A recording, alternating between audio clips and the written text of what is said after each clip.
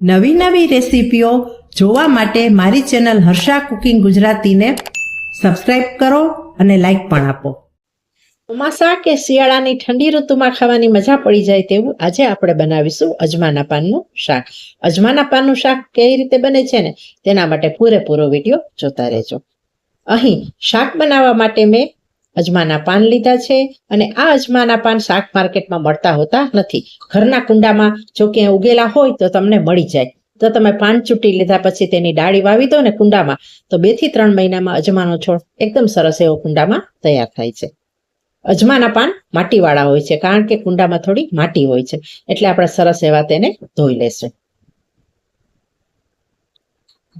જો અજમાના પાન આ ટાઈપના હોય છે ને તેમાં માટી પણ હોય છે, જે દેખાય છે. હવે સરસ રીતે ધોઈ અને તેને આપણે સમારી લઈએ. અહીં અજમાના પાનને ચૂંટી ધોઈ અને અલગ કરી લીધા છે અને આ ડાળીને આપણે ફેંકી દેશું. અજમાના પાનને આપણે સમારી લઈએ.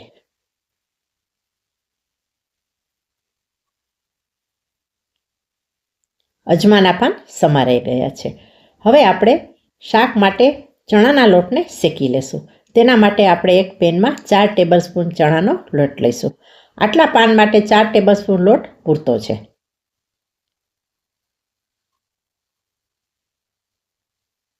ચણાના લોટને આપણે ગુલાબી રંગનો થાય ત્યાં સુધી શેકવાનો છે. જુઓ, અહીં ચણાનો લોટ ગુલાબી રંગનો શેકાઈ ગયો છે.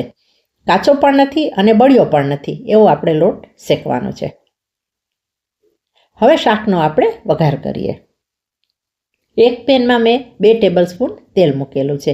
જેવું તેલ ગરમ થાય ને એટલે આપણે તેની અંદર 1/4 ટીસ્પૂન જીરું અને 1/4 ટીસ્પૂન હિંગ એડ કરી દઈએ. અહીં શાકની ક્વોન્ટિટી ઓછી છે એટલે આપણે એ રીતે ઓછા જ મસાલા એડ કરીશું. બંને ફૂટી જાય ને એટલે આપણે ખમણેલું આદું અને બારીક સમારેલું 8 થી 10 કણી લસણ ઉમેરી દઈએ. તમે આદુ મરચાંની કે લસણની પેસ્ટ પણ ઉમેરી શકો છો, પણ હું અહીં મરચું નાખવાની નથી કારણ કે અજમાના પાન આમ પણ થોડા તીખાસવાળા હોય છે. તમને પસંદ હોય તો તમે મરચું એડ કરી શકો છો. સરસ એવું આપણે સંતળાવા દઈએ.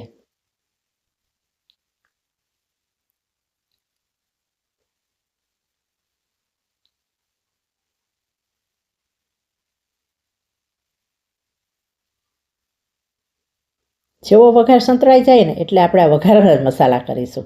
1/4 ટીસ્પૂન આપણે હળદર અને 1/4 ટીસ્પૂન આપણે કાશ્મીરી લાલ મરચાંની ભૂકી અને અડધી ચમચી આપણે ધાણા જીરું ઉમેરીએ. અહીં ધાણા જીરું થોડું વધારે ઉમેરવાનું છે.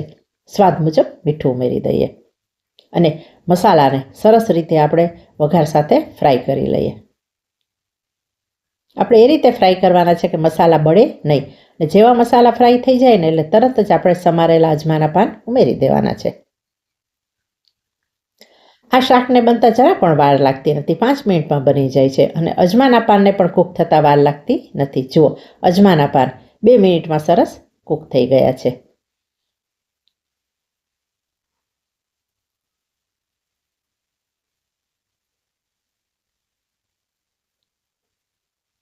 હવે આપણે તેની અંદર એડ કરી દઈએ શેકેલો ચણાનો લોટ. અને ચણાના લોટને પાણીનો અત્યારે ઉપયોગ કર્યા વિના સૌથી પહેલાં આપણે મિક્સ કરી લઈએ. આ રીતે કરીએ ને એટલે શાકમાં કોઈ પણ પ્રકારના ગાંઠા પડશે નહીં. જો પહેલેથી પાણી નાખી દઈએ ને તો ગાંઠા પડી જાય.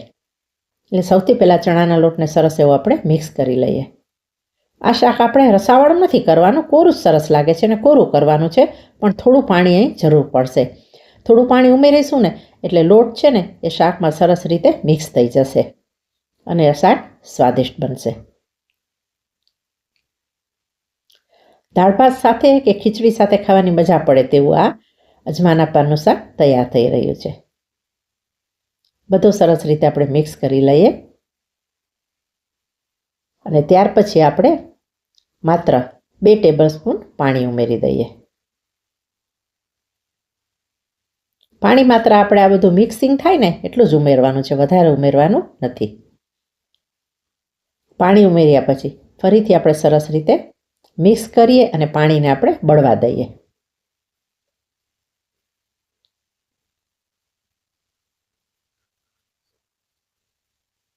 તમે પણ જો અજમાના પાનનું શાક ન બનાવતા હો અને જો તમને અજમાના પાન ક્યાંકથી પણ મળી જાય ને તો તમે આ શાક એક વખત ચોક્કસ બનાવી લેજો.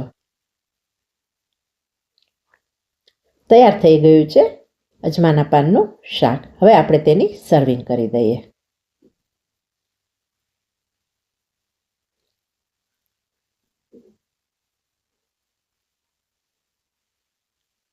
સ્વાદિષ્ટ અને કોરું અજમાના પાનનું શાક રેડી છે.